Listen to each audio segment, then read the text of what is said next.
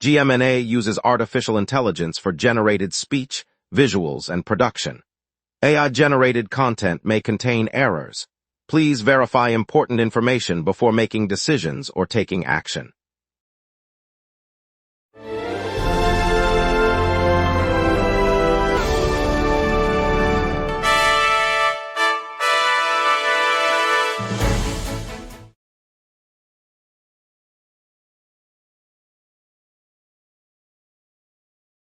Good evening, I'm Vivian Castellanos.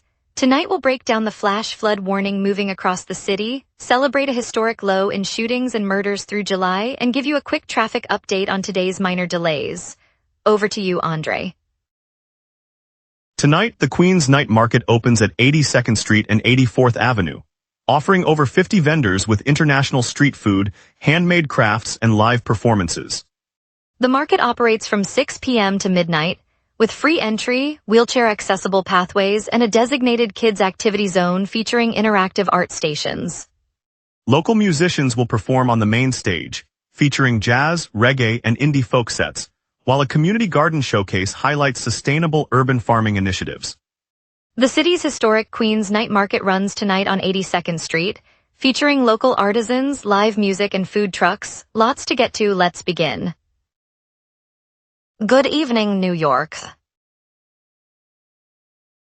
AccuWeather has issued a flash flood warning for New York City and the surrounding tri-state area as heavy storms move in, bringing intense rainfall and rising flood risks. Priya Raghunathan has the full story. Storms sweeping across the city have triggered a flash flood warning from AccuWeather. Meteorologists say heavy, fast-moving thunderstorms will dump intense rain over New York City and neighboring counties in the tri-state region. The warning means officials expect water levels to rise quickly, with streets and low-lying areas at risk of rapid flooding. Residents are advised to avoid travel on roads that could become impassable and to stay alert for updates from local authorities. The alert remains in effect as the storm system pushes inland, bringing the potential for sudden inundation in vulnerable neighborhoods. Flash flood alerts are issued when rapid runoff is anticipated, and emergency crews are on standby to respond to any incidents. Priya Raghunathan, GMNA News, Manhattan. New York City logged its lowest tally of shooting victims and murders ever recorded for the month of July. And for the first 7 months of 2026, the New York Police Department said Thursday. The department's monthly crime report showed a sharp drop in gun-related incidents compared with the same period in previous years. Officials noted that total shooting incidents fell to a figure not reached in any prior July, while the count of victims dropped alongside a murder total that fell below any historic benchmark. The data, released as part of the NYPD's regular crime statistics, reflects a continuing downward trend that began earlier this decade. The department highlighted that the decrease follows several years of targeted enforcement and prevention efforts, though the report did not attribute the change to any single program. The report simply presented the numbers without additional commentary. A naked man scaled the Brooklyn Bridge on Monday afternoon, leapt from the span at roughly 2:30 p.m. and landed without injury. City police say the individual, described as mentally ill, was taken into custody moments later by the NYPD Emergency Response Unit. Officers processed the suspect on the bridge, filing charges that include reckless endangerment, public indecency, and disorderly conduct. The incident began after a 911 call reported a man standing atop the historic structure.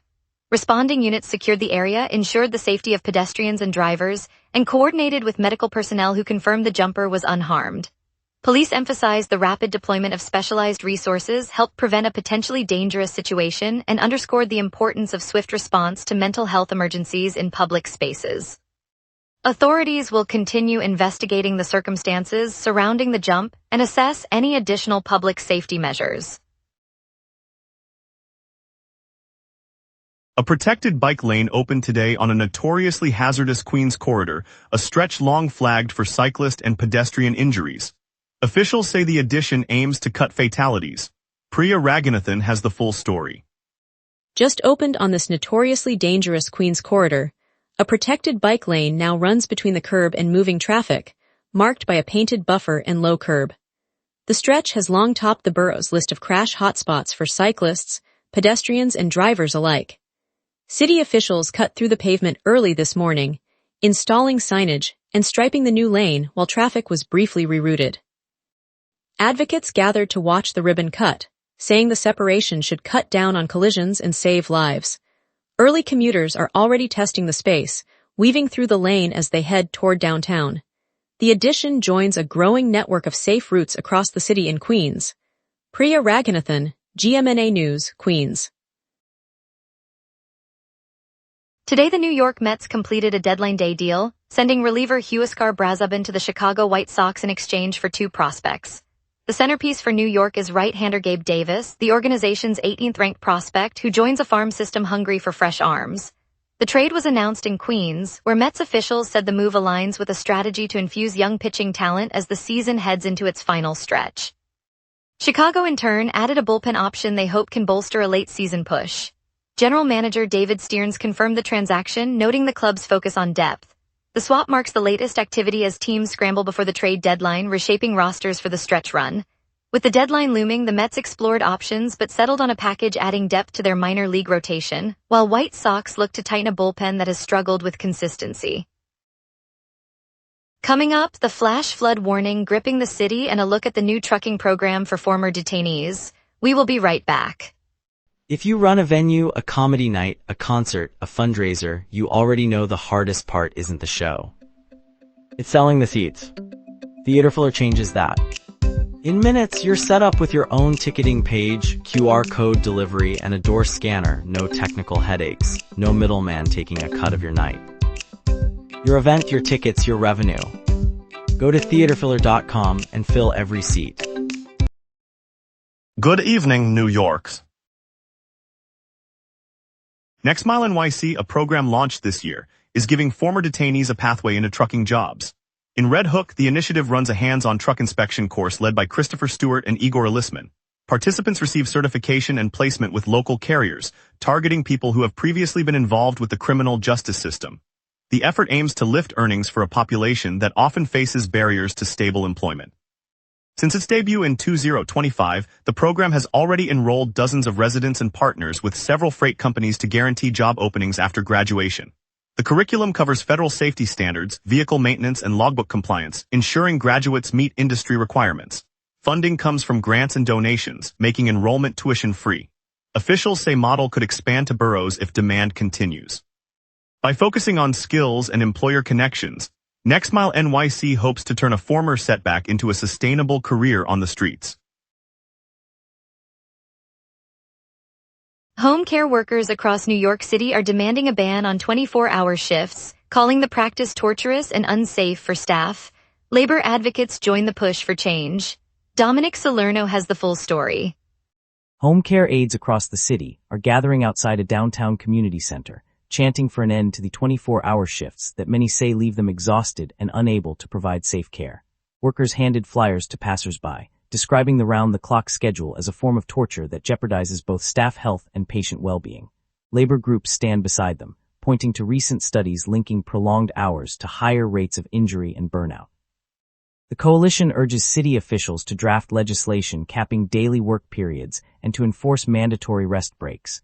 Organizers hope the pressure will force the Department of Health to revisit existing staffing guidelines before the next budget cycle. Dominic Salerno, GMNA News, New York City. Simone Hawkins, the Deputy Chancellor overseeing early childhood education for the Department of Education, announced she will exit her post in September. Her departure arrives as the city readies the launch of a new 2K childcare initiative that will extend kindergarten services to an additional year of preschool instruction. Officials say Hawkins has guided the early learning agenda through the pandemic and helped shape the forthcoming program, which aims to serve thousands of families across the 5 boroughs. The transition plan calls for a senior administrator to assume interim leadership, while the department finalizes curriculum, staffing, and enrollment guidelines for the rollout later this year. City leaders stressed continuity of services and reaffirmed their commitment to expanding high-quality early education for New York's youngest children. Parents and teachers alike have expressed optimism that the expanded access will close gaps in readiness before first grade. Parents across the city can still apply for the summer EBT program that hands out $120 in food assistance for each child while school meals pause. Applications open now and must be submitted by the deadline of September 8th. The benefit is designed to fill the gap when schools close for summer, giving families a reliable source of groceries. Eligible households can sign up online through the city's Department of Social Services portal or visit a local SNAP office. Once approved, the credit loads onto the child's EBT card and can be used at any participating grocery or farmer's market. The program runs each summer, and officials say the $120 per child helps keep meals on the table during the hotter months. City officials will hold a brief information session at the Queen's Library on Tuesday to walk families through the application steps. New Jersey Attorney General Jennifer Davenport and New York Attorney General Letitia James filed a lawsuit to block the Trump administration's changes to health insurance marketplaces, saying they could limit coverage and raise premiums. Priya Raghunathan has the full story. State attorneys general from New Jersey and New York have filed a lawsuit aiming to block the Trump administration's latest revisions to the federal health insurance marketplaces. The complaint argues the changes would make it more difficult for Americans to secure coverage and could push up premiums for people already enrolled. Officials say the revisions undermine the Affordable Care Act's exchange structure, limiting consumer choice and raising costs. The legal action seeks an injunction to stop the new rules from taking effect, citing concerns that the policy shift threatens affordability and access for vulnerable populations. The case adds to a growing wave of state challenges to the administration's health care agenda. Priya Raghunathan, GMNA News, New Jersey. Now let's get a look at tonight's forecast with our meteorologist coming up. A stalled low-pressure system drags a southerly jet, keeping humidity sky high and lingering showers tonight. The all-time high for August 3rd is 88 degrees, set in 2024 during a lingering heat wave that pushed daily maximums into the low 90s. The record low sits at 55 degrees, recorded in 2022 when an early autumn Arctic surge plunged temperatures well below the norm. Our climate normals for this date hover around a high of 80 degrees and a low of 66, so today's temperature feels modestly warm compared with the extremes, but still above average. The live radar shows a moderate echo band hugging the Hudson, spilling across Manhattan and moving slowly westward. The heaviest core sits just east of the city, while echoes thin toward the west. With the southerly jet steering the moisture south, the showers should clear the borough within the next hour, delivering clear skies by 7 p.m.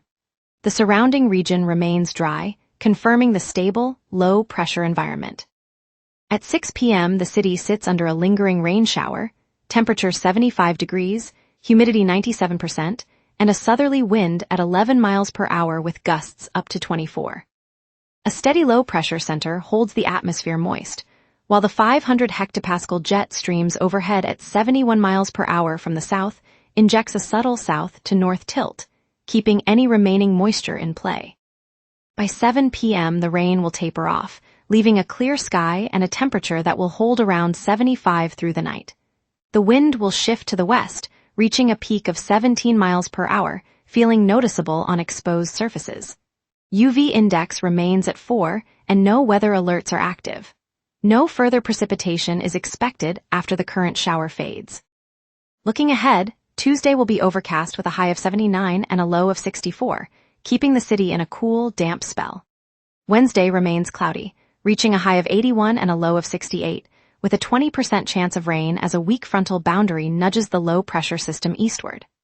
Thursday brings the warmest stretch, high 86 and low 74, accompanied by light rain and a 30% probability, as the jet stream deepens and pulls in Gulf moisture. Friday holds steady with the same high and low, overcast skies and another 30% rain chance. Saturday stays overcast, high 84, low 72, and the highest rain risk of the week at 40%, as lingering moisture lingers over the region. And that's your weather. Remember, the local sunset is also available as a podcast. Listen anytime on Amazon Music or wherever you get your podcasts. We'll check today's traffic delays, preview the Daisy's Juice Bar Spotlight, and recap the Mets trade and Yankees buzz. We will be right back. If you run a venue, a comedy night, a concert, a fundraiser, you already know the hardest part isn't the show. It's selling the seats. Theaterfiller changes that. In minutes, you're set up with your own ticketing page, QR code delivery, and a door scanner. No technical headaches, no middleman taking a cut of your night. Your event, your tickets, your revenue. Go to theaterfiller.com and fill every seat. Subway riders on the 1, 2, and 3 lines should expect continued service changes through August. Trains run on a modified schedule, with reduced frequency during rush hour and occasional platform closures.